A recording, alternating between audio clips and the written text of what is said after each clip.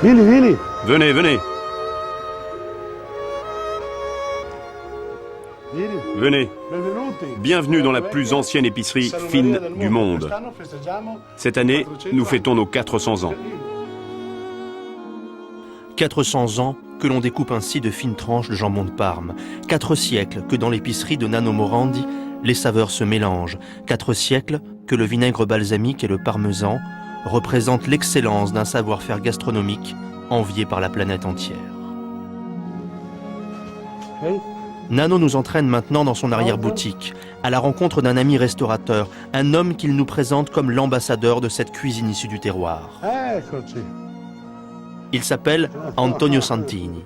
Nano et Antonio, deux complices unis par l'amour de la table. Nous sommes dans la maison des patrons des meilleures choses de Modena.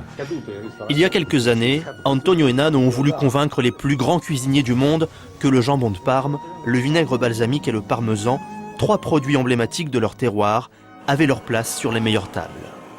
Alors, ils ont organisé une grande soirée de dégustation de plats locaux. Il y avait là Pierre Troisgros, Marc Vera et les meilleurs chefs des plus grands restaurants new-yorkais. Paris gagné, tous furent conquis par ces saveurs simples et authentiques. C'était une soirée vraiment inoubliable. Grâce à la patience d'Antonio et à sa culture, nous avons réussi à démontrer hors de nos frontières la qualité du vinaigre balsamique, du Parmigiano Reggiano et du jambon de Parme. Dernière étape de ce voyage gastronomique, à Modène, peut-être la plus jolie des 3 villes du Triangle d'Or. Ici est né le vinaigre balsamique. Surpris par son succès international, les petits producteurs essaient de préserver l'esprit de ce nectar d'exception que les familles modenaises fabriquent traditionnellement en petite quantité. Claudio Biancardi est l'un d'entre eux. Voilà, ça c'est le Trebbiano d'Espagne, qui est le raisin le plus typique pour faire le vinaigre balsamique traditionnel de Modène. Il donne un mou cuit légèrement rosé. Là encore, tout est question d'appellation. Le vinaigre balsamique qui porte la mention traditionnelle est extrêmement rare sur le marché, plus cher que les vins les plus fins. À Paris, un flacon de 10 centilitres à peine peut vous coûter 170 €. Pour obtenir un tel résultat, des années de patience. Le mou de raisin est cuit, puis conservé dans des tonneaux de bois, sous les toits, exposé aux chaleurs de l'été et aux rigueurs de l'hiver. C'est là qu'il va vieillir, 12 ans minimum, jusqu'à 30 ans pour les meilleurs. Ce vinaigre est d'abord versé dans des grands fûts. Puis l'année suivante, il est transvasé dans un autre fût, et ainsi de suite jusqu'au plus petit. Le vinaigre balsamique traditionnel est certes conservé dans des fûts de bois, mais ces fûts sont exposés à l'air libre, ils sont juste protégés par de la gaze. Comme avec le temps, l'évaporation conduit à une diminution du volume. Le volume des fûts de la série diminue progressivement. Autrefois, dans chaque famille, la tradition voulait que le vinaigre soit mis en fût dès la naissance des enfants pour leur constituer une dot à l'âge adulte. Pour enrichir le goût chaque année, le vinaigre est transvasé dans des bois d'essences différentes. Châtaignier, genévrier, cerisier. À terme, 150 litres de mou de raisin donneront 15 litres de vinaigre 12 ans plus tard. Avant d'obtenir le label traditionnel, le vinaigre devra être goûté par une très sérieuse commission d'authentification. Ici au centre, l'organisme d'authentification prélève un échantillon, nous scellons les jerrycans et l'échantillon est amené à la commission des sages pour la dégustation. Celle-ci doit décider si cet échantillon peut être mis en bouteille ou pas. Dans cette toute petite pièce, comme vous pouvez le voir, il y a différents jerrycans. En tout, il y en a pour 500 000 € environ.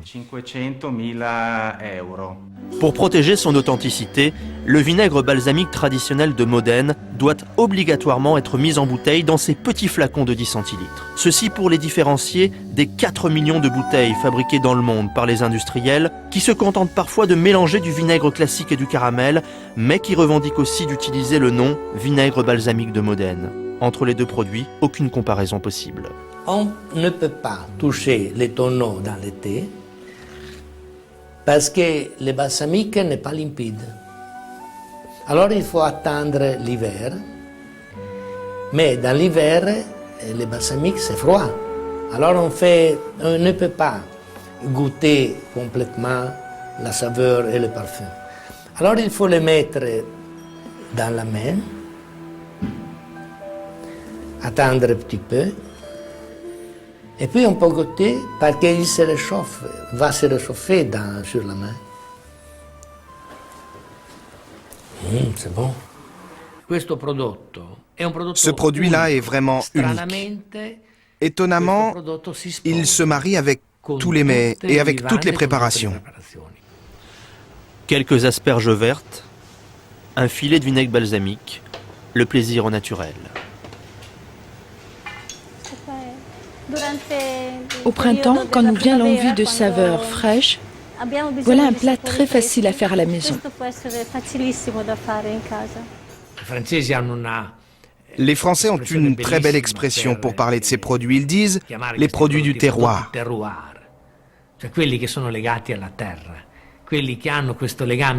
Des produits sans transformation, sans rien d'artificiel et qui conservent jusqu'à la table les caractéristiques naturelles de leur terroir.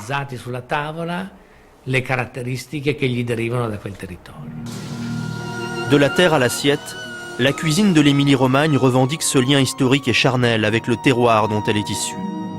En s'ouvrant au monde, ces trois ambassadeurs, que sont le jambon de Parme, le vinaigre balsamique et le parmesan, ont été victimes de leur succès, copiés, dénaturés, coupés de leurs racines par une industrie alimentaire peu scrupuleuse.